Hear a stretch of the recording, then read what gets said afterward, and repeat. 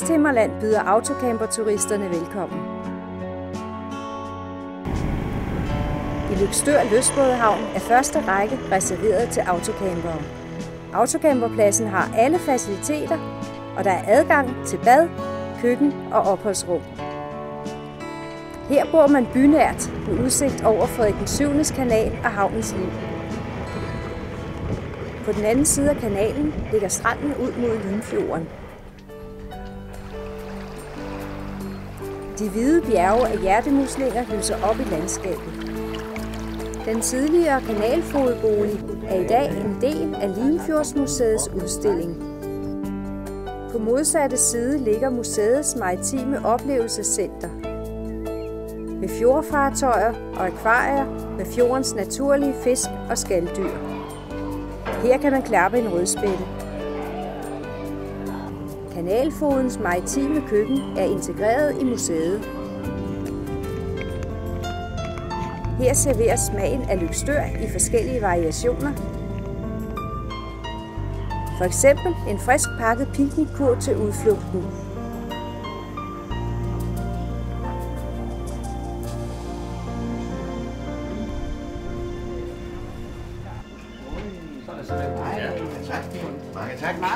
Museet udlåner deres smukke limfjordskoge til en tur på egen hånd. Båden er en nøjagtig kopi af en oprindelig limfjordskoge fra gammel tid.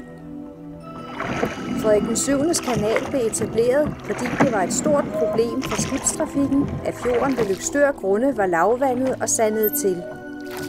Det tog 400 tyske arbejdere 5 år at grave den 4,4 km lange kanal. Kanalen blev fredet i 1958 på grund af sin kulturhistoriske værdi. Madpakke eller picnickur. Det bestemmer man selv.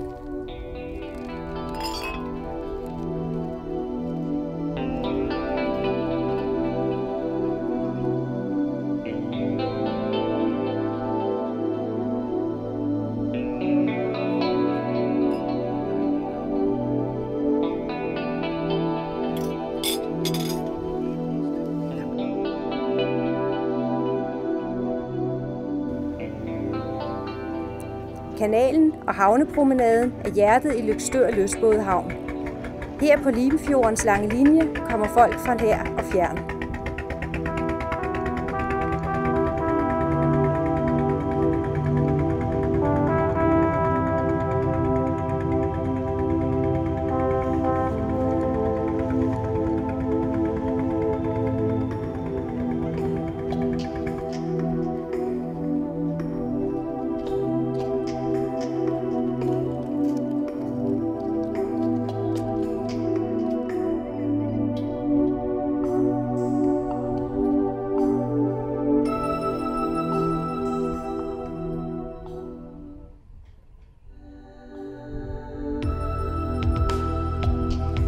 Løgstør er et godt udgangspunkt for dagsture på cykel.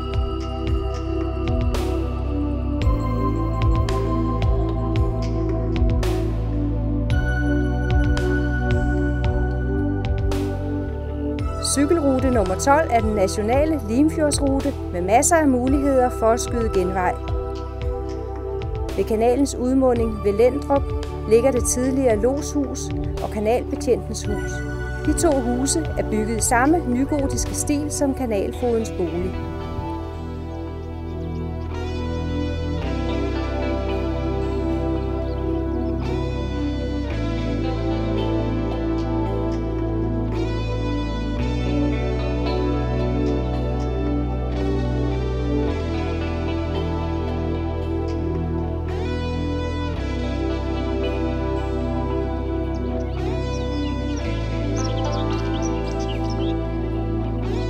Cykelturen går videre til Glenholm Vingård.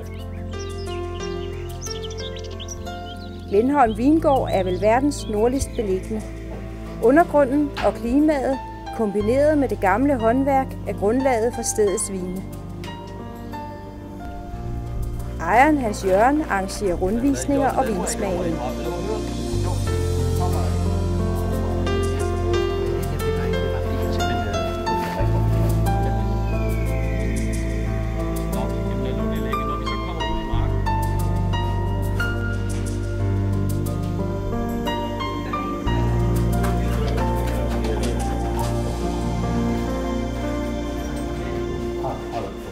Man kan bestille frokost på Glenholm.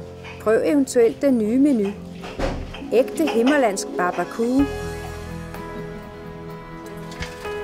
Konceptet er en tændt grill, kyndig vejledning og grillspyd med lokale råvarer, som grillmesteren selv får lov at tilberede. Tak.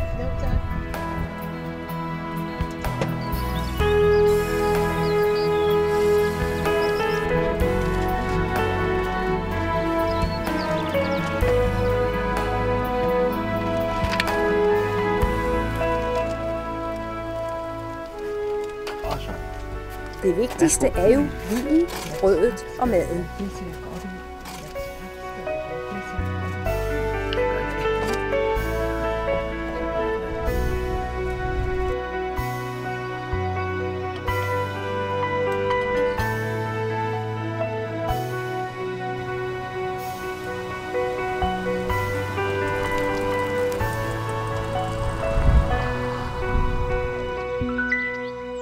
Livø er en naturperle i Limfjorden. Man kommer til Livø med færgen fra Rønbjerg Havn. Biler og hunde er forbudt af hensyn til natur og dyrevildt.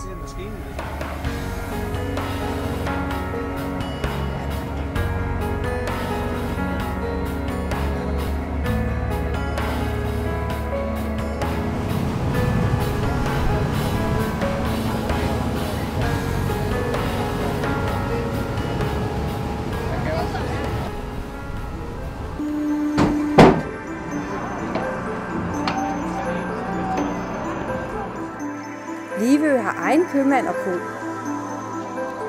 Livøs historie er lang. Øen har huset flygtningebørn fra Vietnam.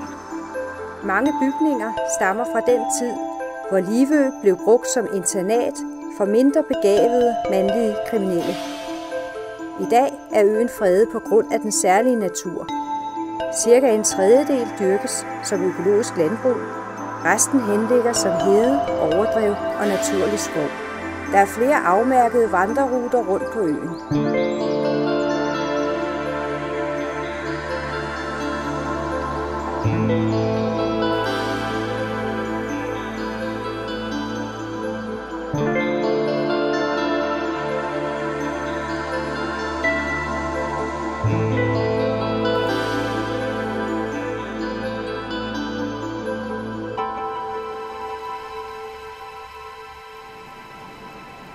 Inden turen går tilbage til Løgstør, kan man proviantere hos Rønbjerg Fiskehus, der er kendt for at servere store, flotte stjerneskud til rimelige priser.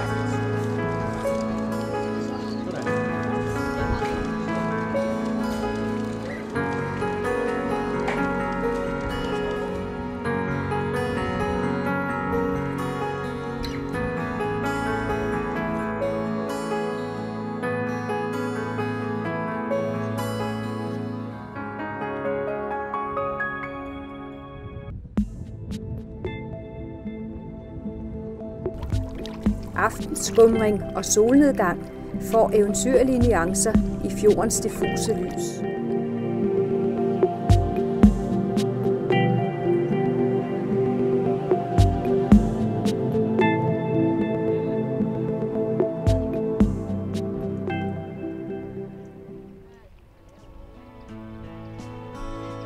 Efter en god nattesøvn går turen videre til Valdsund i den sydlige del af Vesthimmerland.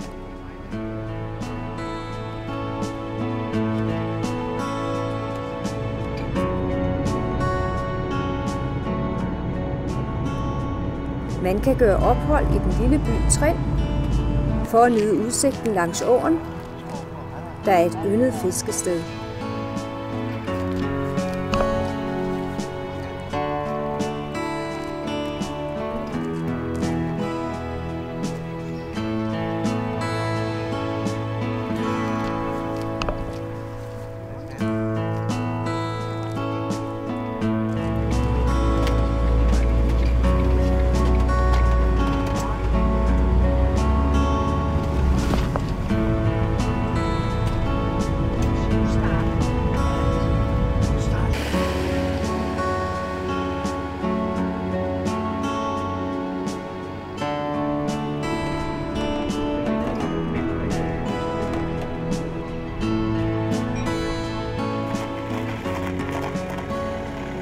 I Valpsund Lystbådehavn er der nyetableret autocamperplads med alle faciliteter og opholdsrum.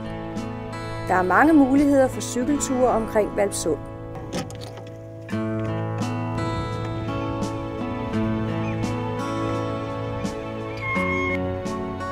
Valpsund Færgekro er en af Danmarks ældste kroer.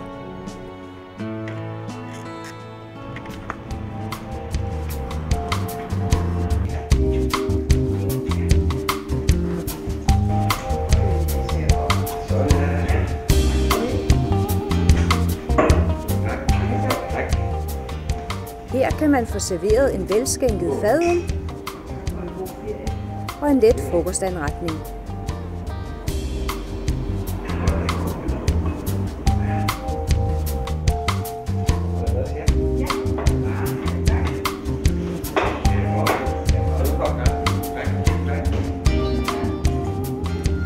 Broen og den lille færge til Sundsøre er en del af den hyggelige havnestemning.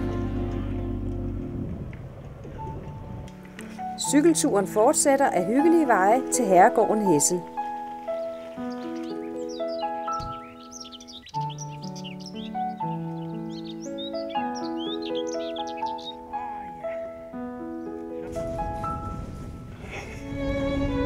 Hede er Danmarks sidste firlængede og stråtægte herregård. Beliggenheden er fantastisk med udsigt over Limfjorden.